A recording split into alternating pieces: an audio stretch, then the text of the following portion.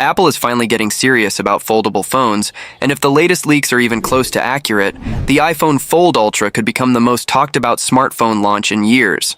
Foldables have been around long enough to prove the concept, but they still come with the same complaints. A visible crease, a hinge that people don't fully trust, and a feeling that you're paying premium money for something that still feels a little experimental. The big story here is that Apple seems to be building its first foldable iPhone like a long-term device, not a first-generation science project. According to recent iPhone Fold Ultra leaks, Apple is aiming for a design that looks different from the typical iPhone while still feeling unmistakably premium. One rumor that keeps popping up is a deep blue and silver color combo, which would instantly separate it from the usual lineup and make it feel like a new category inside Apple's ecosystem. And with a foldable, the materials matter more than ever, because the phone isn't just sitting there like a slab. It's constantly being opened, closed, twisted slightly in pockets, and handled in ways normal phones aren't. That's why the most interesting detail isn't the color, it's the build. Leaks suggest a titanium and aluminum frame, which is exactly the kind of combination Apple would use to balance strength and weight.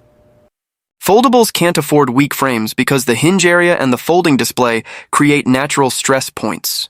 If Apple can keep the device feeling light enough to use daily while still giving it that solid flagship feel, that alone could be a huge win. But the real heart of any foldable phone is the hinge, and this is where the iPhone Fold Ultra rumors get spicy. The hinge is reportedly made from liquid metal, and whether that final material name ends up being accurate or not, the intention is clear.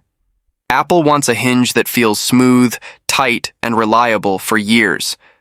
People don't just want a foldable that looks cool on day one. They want one that doesn't start wobbling, creaking, or collecting dust damage after months of use. If Apple nails hinge durability, it could change how skeptical buyers look at the entire foldable category. And then there's the crease. Everyone who has ever used a foldable knows the crease is the first thing your eyes find when the screen is bright. The leaks claim Apple has reworked hinge engineering and display bonding methods to reduce the crease as much as possible.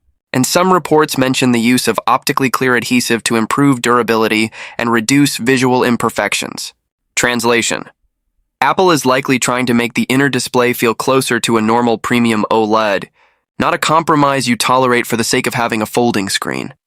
Now let's talk about the actual display sizes, because this is where the phone versus tablet experience really comes into play.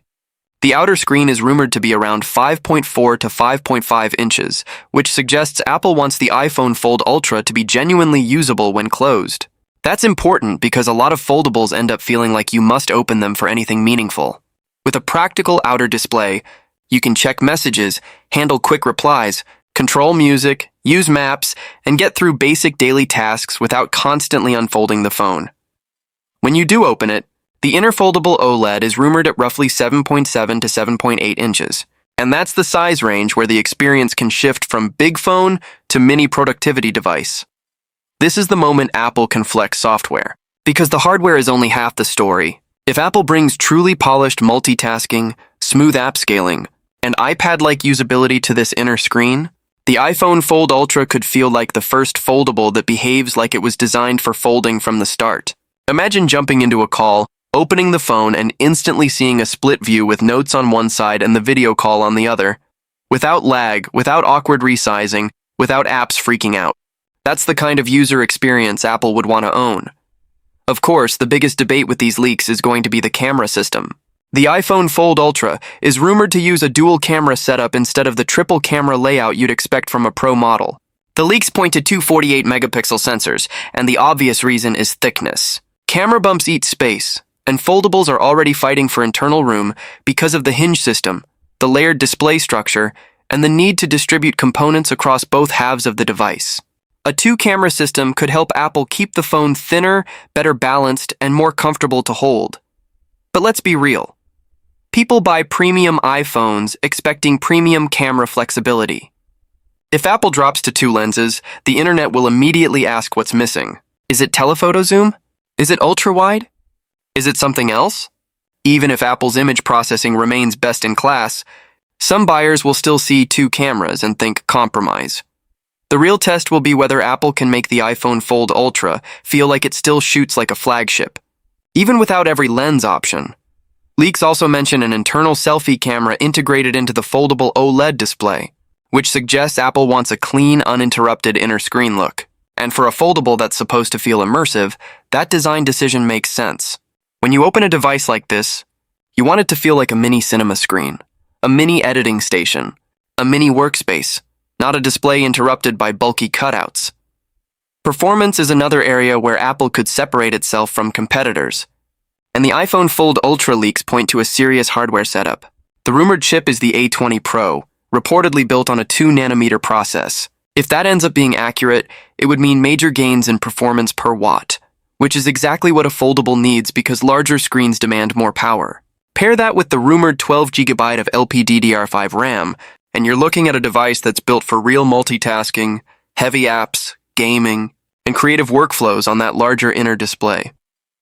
Storage is said to start at 256GB, which is honestly the minimum you'd want at this level, especially if Apple positions the Fold Ultra as a device that can replace some of what people do on an iPad.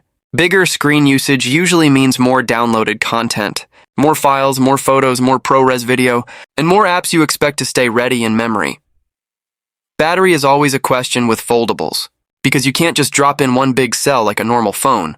The rumors suggest a dual-cell battery design totaling around 4,800 to 4,900 mAh. The dual-cell approach is common in foldables because it helps distribute weight and fit around the Hinge design. The important part isn't just capacity, it's whether Apple can deliver an all-day experience with a big inner OLED and modern connectivity.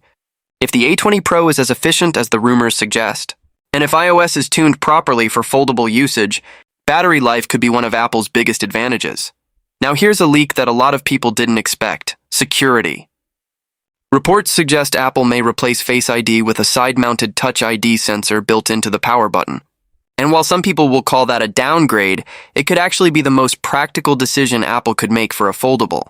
Face ID works best when the phone is positioned directly in front of you, but foldables are used in more positions: partially open, tent mode, held at odd angles, used quickly on the outer display, or unlocked while moving. A side-mounted fingerprint sensor is fast, reliable, and works no matter how the device is folded. If Apple brings Touch ID back in a sleek way, a lot of users will quietly love it. So what happens when Apple enters the foldable market for real? It's not just another product launch. Apple's presence alone could expand the entire category because it gives mainstream buyers confidence. People who never considered a foldable might consider one if it's backed by Apple's long-term software support, ecosystem integration, resale value, and accessory market. And the competition is obvious. Samsung's Galaxy Z Fold and Z Flip lines dominate the foldable conversation, but Apple's strength is polish and ecosystem. If the iPhone Fold Ultra works perfectly with iMessage, FaceTime, iCloud, AirPods switching, Apple Watch, Mac continuity, and Apple services, it could become the default foldable for millions of users overnight. Then we get to the price, and this is where things get serious. The iPhone Fold Ultra is rumored to land somewhere between $2,000 and $2,500. That's ultra premium territory. And at that price, Apple can't just be pretty good. People will expect a hinge that feels indestructible, a crease that's barely there, displays that look incredible, performance that's top tier, and cameras that still feel worthy of the iPhone name. If Apple delivers on the fundamentals, durability, crease reduction, battery life, and smooth software, then the iPhone Fold Ultra could redefine what people think a foldable phone should be. But if it feels like an expensive experiment with compromises that are too obvious, the market will push back fast. The big question isn't whether Apple can build a foldable. The question is whether Apple can build the foldable that finally feels like a normal phone you can trust every day, just with a screen that transforms when you need it. And if these leaks are pointing in the right direction, Apple might be closer than anyone expected.